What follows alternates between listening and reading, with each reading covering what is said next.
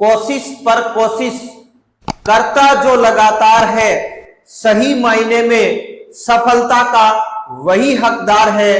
नमस्कार प्यारे साथियों, आपका होस्ट, आपका दोस्त मनीष बोचीवाल एक बार फिर से नए सेशन के अंदर आपका हार्दिक स्वागत करता हूं। और आज के सेशन में जो हम चर्चा करेंगे वो करेंगे बाजार के लिए सब्जी खेती एवं उद्यान कृषि। जो भी हमारी मार्केट है, बाजार है, उसमें सब्जी और उद्यान से संबंधित फल फूल वगैरह कहां से आते हैं, इस प्रकार की खेती कौन से देशों के अंदर की जाती है, इस पर विशेष तौर पे हम चर्चा करेंगे। तो इसमें है इस प्रकार की कृषि में अधिक मुद्रा मिलने वाली फसलें, यानी कि पहली बात तो ये स्पष्ट है कि इस प्रकार की अगर हम कृषि करते हैं तो हमें पैसे क्या मिलते हैं, ज्यादा मिलते हैं। अब ज्यादा मिलने वाली फसलें कौन कौन सी हैं? तो इस फसल के अंदर या इस कृषि के अंदर क्या बोई जाती हैं? सब्जियां बोई जाती हैं, फल बोए जाते हैं और उसके जो पेड़ पौधे हैं वो लगाए जाते हैं ताकि मार्केट में इनको सेल करके, बाजार में इनको बेच करके अच्छी खासी आमदनी हमें प्राप्त कर सके। और ये कृषि की कहा जाती है जिनकी मांग नगरीय क्षेत्रों में होती है, यानी कि इन तीनों चीजों की ज्यादा जो डिमांड है वो कहां पे होती है? नगरीय क्षेत्रों के अंदर सब्जियों की, फूलों की और उसके बाद में फलों की डिमांड नगरीय क्षेत्रों में ज्यादा होती है। इस कृषि में खेतों का आकार छोटा होता है। ये जो कृषि है इसमें खेतों का आकार छोटा होता है। अब आप कमेंट करके बताएंगे पीछे ऐसी कौन सी कृषि हमने पढ़ी है जिसमें खेतों का आकार छोटा होता है। एक खेत अच्छे यातायात साधनों के द्वारा, यानी कि ट्रांसपोर्टेशन के द्वारा नगरीय केंद्रों से क्या रहते हैं? जुड़े रहते हैं, क्योंकि मार्केट या बाजार हमें कहां पे मिलेंगे? नगरीय केंद्रों के अंदर या अर्बन एरिया के अंदर हमें देखने को मिलेंगे। तो ये सारे के सारे जो छोटे छोटे खेत हैं वो किसके माध्यम से? यातायात के माध्यम से कहां से जुड़े रहते हैं? नगरों से जुड़े रहते हैं। इसमें गहन श्रम की और अधिक पूंजी की आवश्यकता होती है।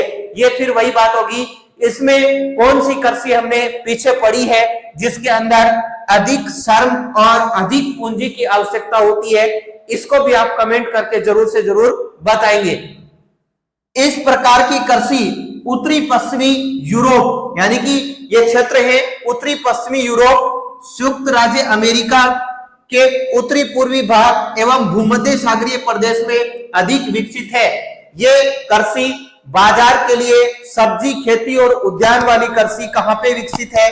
उत्तरी पश्चिमी यूरोप में, संयुक्त राज्य अमेरिका के अंदर, पूर्वी भाग और भूमध्य सागरीय जो प्रदेश है यहाँ पे विकसित है।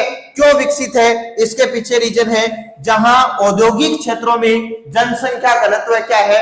ज्यादा है।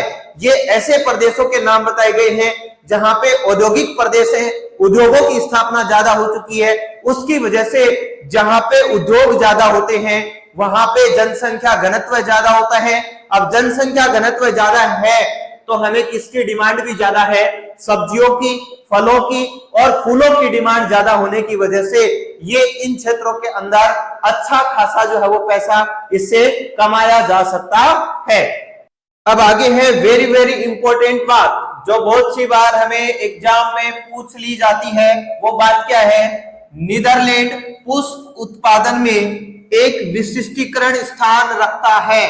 नीदरलैंड को याद रखना है, यानी कि पूछा जाता है पुष्प उत्पादन के अंदर अपना विशिष्ट स्थान कौन रखता है, तो हमारा आंसर बनता है नीदरलैंड। या तो हमें फिल इन द ब्लैंक में पूछ लिया जाएगा या फिर ऑब्जेक्टिव टाइप में पूछ लिया जाएगा कि पुष्प उत्पादन में अपना महत्वपूर्ण स्थान कौन रखता है, तो उसका आंसर बनेगा नीदरलैंड।